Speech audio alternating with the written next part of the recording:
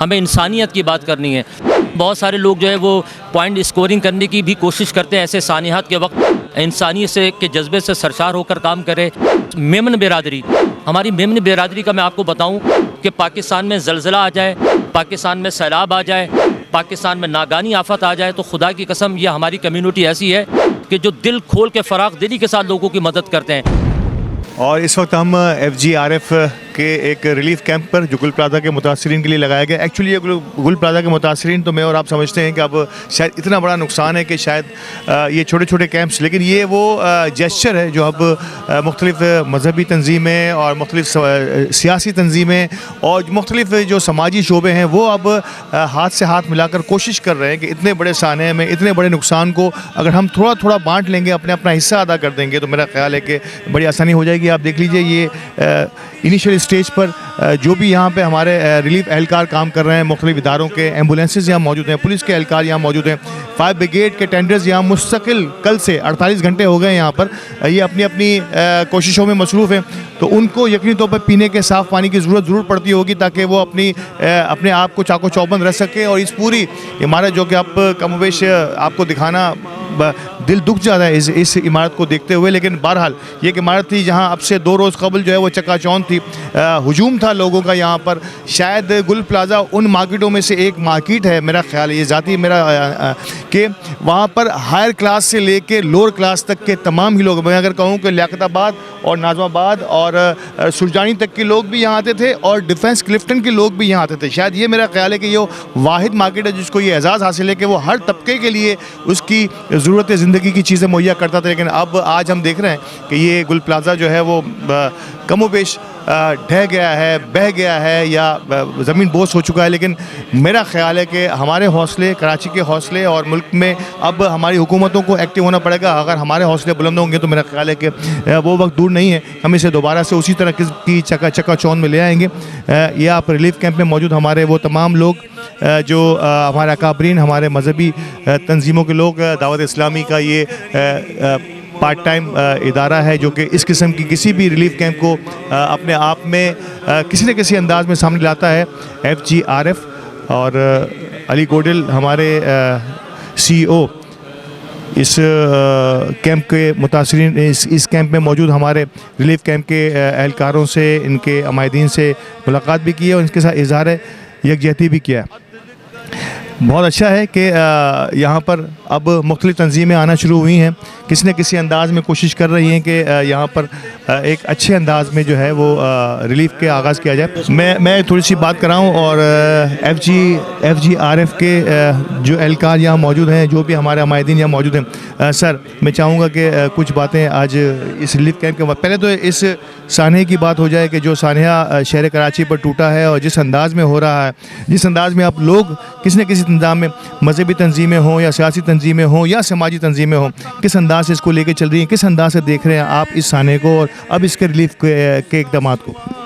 بسم اللہ الرحمن الرحیم۔ جیسا کہ یقیناً ہم سب لوگ آج یہاں پر جمع ہیں اور یہ دکھ بڑی گھڑی ہے اور دکھ کا سما ہے، یقیناً ہم یہاں پر آج حاضر ہوئے ہیں یونائٹڈ مسلم فورم کی جانب سے، اور ہم نے بھی یہاں پر اپنا لوگوں سے ملے، متاثرہ خاندانوں سے بھی کچھ ملاقاتیں ہوئی ہیں، اور یقیناً آپ دیکھ رہے ہیں کہ FGRF کے بھی ماشاءاللہ سے ہم دیکھ رہے ہیں یہاں کیمپ لگا ہوا ہے، لوگوں کے لیے پانی کی فراہمی ہو رہی ہے، لوگوں کے لیے کھانے کا اہتمام انتظام کیا جا رہا ہے۔ یہ بڑا مستحسن عمل ہے۔ یقیناً اس وقت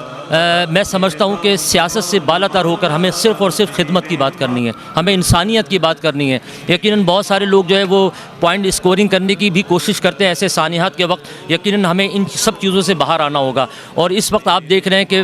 میں سمجھتا ہوں کہ 20 سے 22 کے قریب ابھی تک جو ہمیں اعداد و شمار پتہ چلے ہیں کہ جو شہید ہوئے ہیں، یقیناً ہم ان کے لیے، ان کے درجات کی بلندی کے لیے بھی دعا گوئیں کہ اللہ تبارک و تعالیٰ ان کے درجات بلند فرمائے، اور جو ابھی بھی یقیناً بہت ساری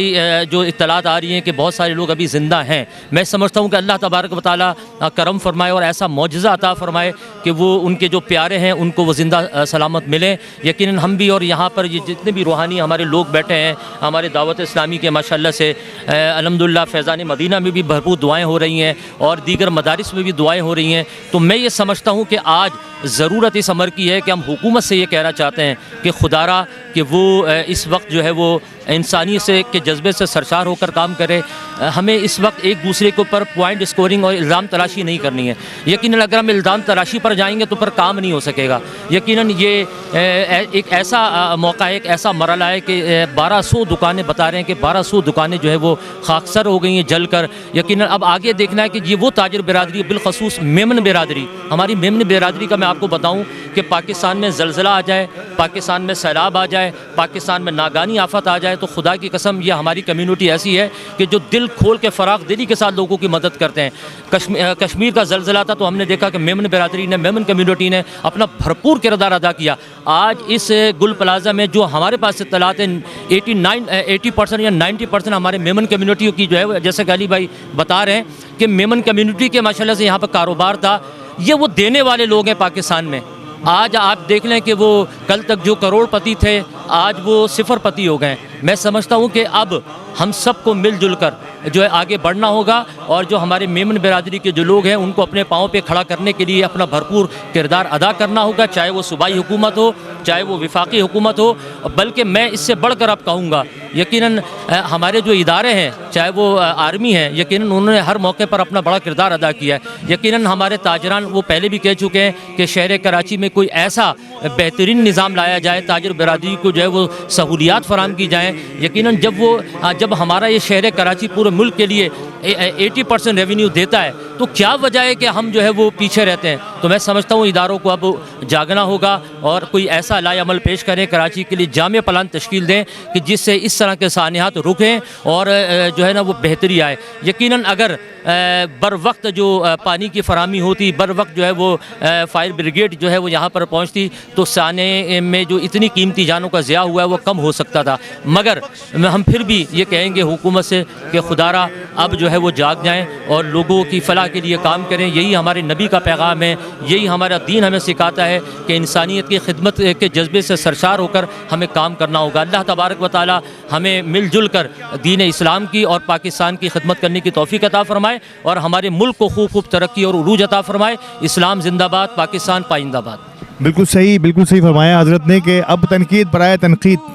तनकीद का वक्त गुजर चुका है। तनकीद के लिए बड़ा वक्त रह गया है। इस वक्त है कि हाथों में हाथ डालकर हम सब मिलकर अपना अपना हिस्सा अदा करें। ख़ास तौर पे जिस कम्युनिटी का जिक्र किया, मेमन कम्युनिटी का, यकीन तौर पे इससे पहले भी सामने आई है, अब भी कर रही है और इंशाल्लाह आइंदा भी करती रहेगी। लेकिन अब पूरे कराची को मिलकर किसी न किसी अंदाज़ में हमारे इस बड़े साहने को, शहर कराची के बड़े सानियात में से एक साना है, इसको हम सब मिलकर इंशाल्लाह खड़ा करेंगे। और मुझे उम्मीद है कि इंशाल्लाह ताला जब हम सब मिल जाएंगे तो गुल प्लाजा फिर से आबाद होगा, वही रोशनियों चकाचौंध का शॉपिंग सेंटर बनेगा और हम सब उसी तरह से मुस्तफ़ीद होंगे जैसे अब तक होते रहे थे।